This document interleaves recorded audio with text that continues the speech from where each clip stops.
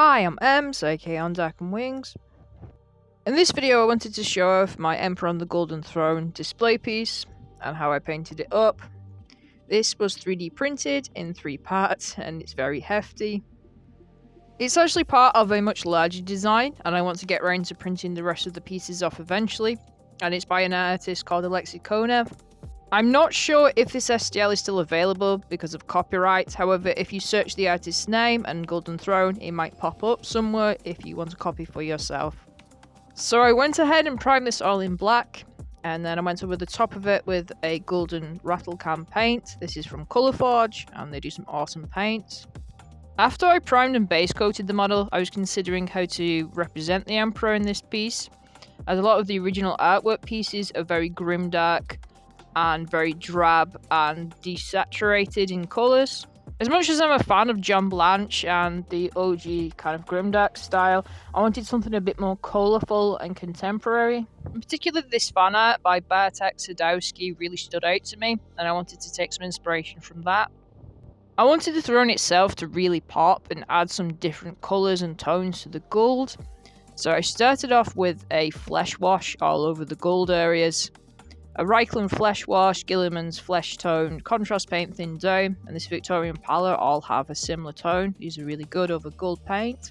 I then punched up the shadows a bit more with the Wildwood Contrast Paint. I really like using contrast paints as washes, almost like an ink rather than for their intended purpose. The majority of contrast paints are highly saturated and really pop. I could have used oil paints because oils look really good over metallics, however I didn't want to wait for the drying time, so I just stuck to the contrast paints, and like I said, I think they work really well anyway. I'm being more precise with where I place these, so putting them in the deeper shadows. The trick with true metallic paints, as with all of the paints, is you want to try and create some contrast with them. So I've skipped ahead here because you don't want to see me putting a load of wash all over this. So you've got some interesting tones here now. And I'm going to be dry brushing on some braid gold and then some fine gold for some final highlights. Again, I wanted to push up the contrast with this and create some variations of tone within the gold. Darkstar Molten metallic paints are some of the best out there and my personal favourite to use. I'll put a link in the description below to a review of the products. I wanted to create some variations of tones, that's why I've added some different washes, so you've got some reds and some browns coming through, and there's some different colours with the metallics as well. I wanted this to look really regal and royal, rather than more desaturated. As I said, I wanted to go for more of a punchy, colourful throne. I'm using Artify dry brushes here, and I have a review on those in the description below. So you get the gist of what I'm going for here. I'm highlighting the highest areas and then going over the top with the even brighter gold.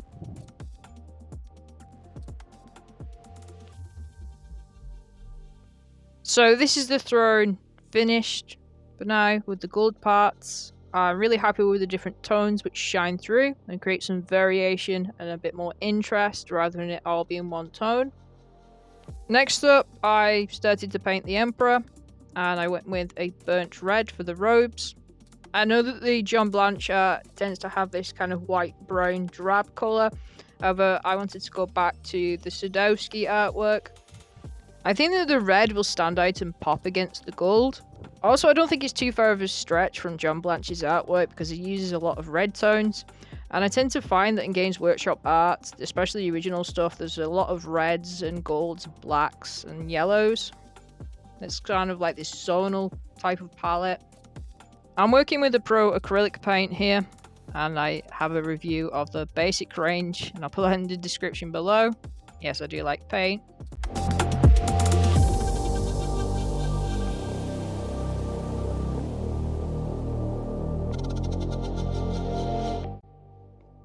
I shaded the robes in a mixture of black and red in a 50-50 mix, and then I thinned this down.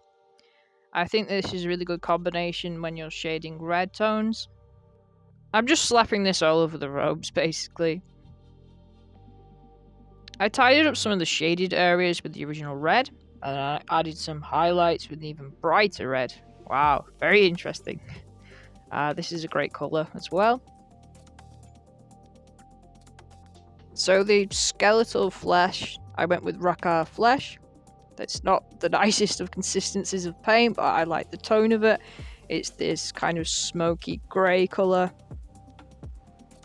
Again, I'm just slapping this on.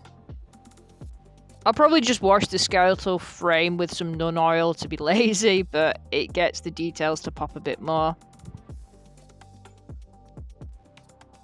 So there are quite a few purity seals all around this diorama. So I went with the golden brain mixed with ivory, as I wanted them to look a bit more aged and worn. Having painted Space Marines for nearly 20 years, I know the agony and pain of doing purity seals. I think they look really cool, very gothic and grimdark, but they just are a pain in the butt, especially to get neat and precise, but I think I've got better at doing them over the years. Once again, I'm assuming you get the gist of this, and I don't want to bore you with doing a dozen purity seals. An even bigger annoyance with the purity seals is trying to get some sort of interpretation of writing on them or symbols. So you want to have a 00 or 000 brush, and you want to get the black paint on, wipe away the excess, and just sort of line it and drag it across. A cheat hack I have is if you have a very, very fine tipped pen, you can just write them on as well. I wonder if those people who write on grains of rice could possibly write something on purity seals. That would be quite cool to see. But then it would raise the expectations for us, and I don't want to be having to put tiny writing on underneath like a magnifying microscope glass thingamajig. Grabbing my old friend sepia tone here to make the purity seals look more aged and worn. If by some miracle you're still watching, thank you. Please like and subscribe. And in the comments below, let me know what's your favourite interpretation of the Emperor on the Golden Throne, artwork or miniatures people have made. I noticed there are some vents at the top of the throne, so I decided to add some muzzle burn to these just for a pop of colour and make it a bit more visually interesting. I know this might not be canon, but you know, it's a fictional universe, and I'm kind of sick of people getting into this as though it's some sort of factual history. You can have your own slight interpretations of these, and things will always change in these types of universes. And it's the Emperor on the Golden Throne, you know, there's never like one true story about it. Someone on a backwater hive world wouldn't know what the throne would exactly look like. There are trillions and trillions of different humans in the 40k universe and all these different worlds. I feel like the idea of imagination and headcanon is lost when it comes to 40k. I know it's like a historical fiction, but there's so much room for your own interpretations and your own stories. And there's a lot of unique ideas and viewpoints in Black Library anyway, on the different viewpoints about the Imperium of Man and all these different worlds. Okay, so this is a sweeping generalization, but I do find that some people who get into 40k now have this surface level knowledge and they don't want to learn more, and they're like, yay, Space Marines, Manifest Destiny, not realizing it's a satire and it's quite a dangerous kind of mindset to have. I've talked about muzzle burn before, but the way I do it is I start with the top part in black, and I go to blue, then I go to purple, and then I go to like an orangey, browny red colour, and then I go to yellow, and then I blend that all together. I'm going to be doing that for all of the vents, but I'm not doing that on camera because it can get a bit boring and repetitive, but you get the gist again of what I'm doing. Here are the final results of the first part of the Golden Throne. I think it looks great and it photographs quite well. Hopefully I'll get around to adding the additional parts, so the wires and the rest of the throne. As always, thank you for watching. Remember to enjoy your hobbies for yourself, respect that people enjoy them in their own ways, and at the end of the day, they're just war dollies.